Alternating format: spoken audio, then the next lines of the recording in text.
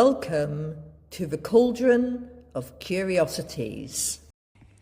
Foragers feedback. It's the end of April. Last year, May 2025, I was wandering through the Cornish hedgerows and I started recording some short podcasts because I was curious about the plants that I was finding. Interestingly, some of them were growing in industrial estates where no one was pulling them up. No one was taking ownership of the cracks in the pavement. And there were a wide variety of flowers popping up. Marguerites, thistles, dandelions. There's some beautiful hedges made up of dog roses. And the smell was just amazing. But it made me think about when we're foraging and we're looking and we think there's plenty there, but maybe it isn't enough. So how do we decide how much we take? Some of the rules around foraging say you should only take about a third of what is there. But what about if you take a third and then another person comes along and takes a third, and then another and another and another, until there's very little of a plant left? And are you foraging because you need it? Or is it a project or a test or an experiment? Why are you gathering? Are you about to make a tea with nettle leaves, or could they be left behind for the caterpillar to eat?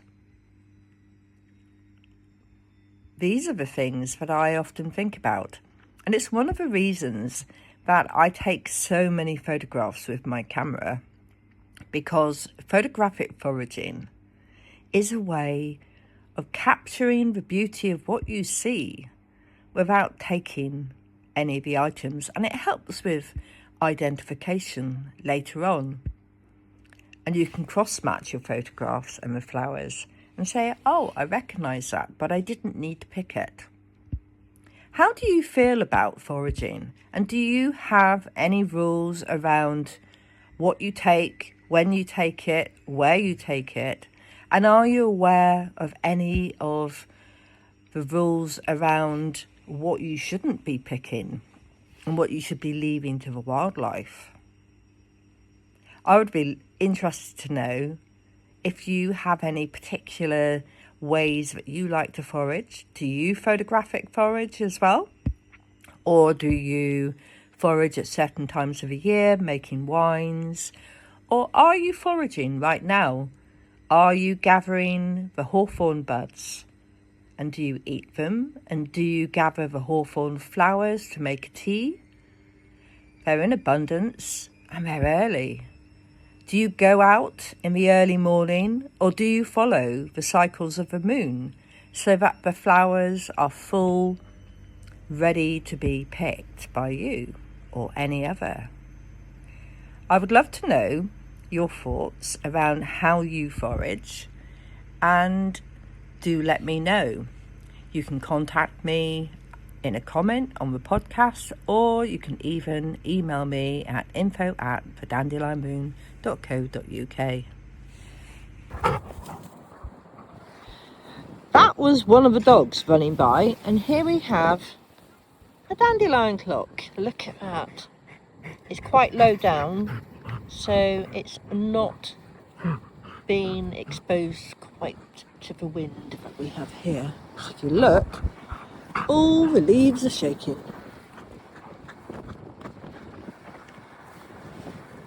Rose bushes are looking a lot more bushy with more leaves, and the hawthorn is in flower before May. So that means this is Beltana or Beltane. Look at this. Isn't that fantastic? The smell isn't so great, I have to say, but I love the flowers. a May blossom. Roses. The tree that I saw the other day is a field maple. Apparently you have to be quite mindful when you are planting a field maple because they grow rather large. And I would have thought somewhere like this would maybe be better without having so many. Look, way the light's catching. Awful. Beautiful. Got a couple of young oaks. They're quite close together, aren't they? Oh, look at that. That is beautiful. I love dandelions. That dandelion clock is absolutely stunning. Can you remember telling the time with the dandelion clocks? See the way the light is catching on them. As you can see, those ones might start losing their seed heads soon because the wind is catching them. They're catching the sunlight. Look at that one.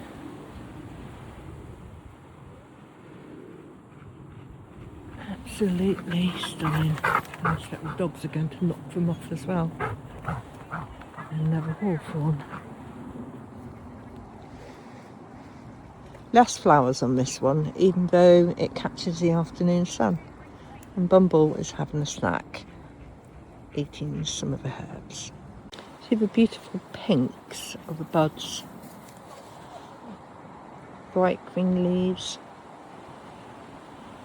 Just stunning colours. So you can sort of see where people come up with some of their fashion colours.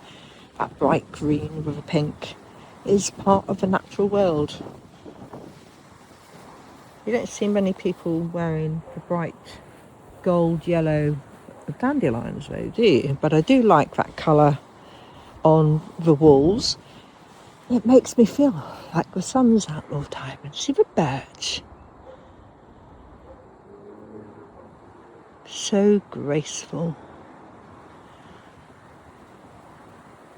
With the leaves swaying in the breeze. Although it feels a little bit more than a breeze. There's a few more birches over there. And another hawthorn.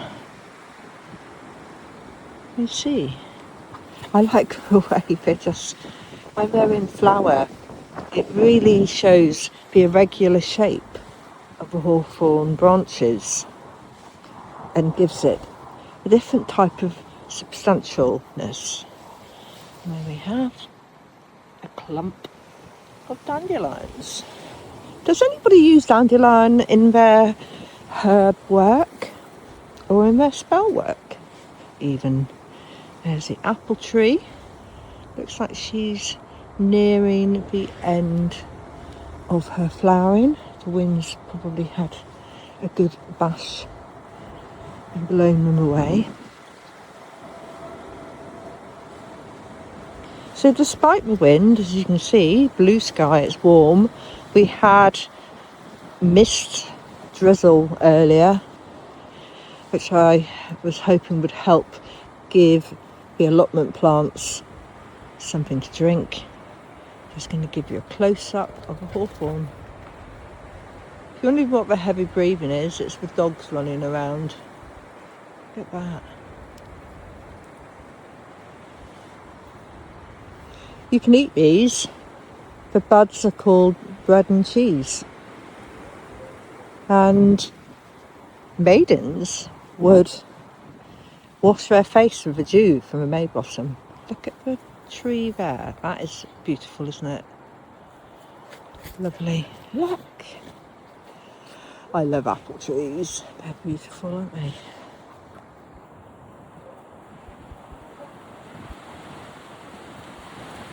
I have been looking after an apple tree, and one of the things I've had to do is I've been spraying with neem oil because there was a mite on it, so I mixed up some neem oil into a spray. And I've also making up a paste with beeswax and pine resin and castor oil, and that will make a paste ring. Look at the apple tree stuck in there. that will make a paste ring to protect the apple tree's trunk. It has got a name, paste, and I forgot what it is. And it's a natural remedy that won't do any harm to the apple tree. Can you see that? We've got berries from last year with the blossom. Unusual, isn't it? How do you look after your apple trees? Let me know. The beeswax balm is called Tanglefoot. It uses beeswax, pine resin and castor oil. Thank you for listening to this episode of The Cauldron of Curiosities. Don't forget to follow the podcast, share it with a friend, and keep your lantern handy for the next curious tale.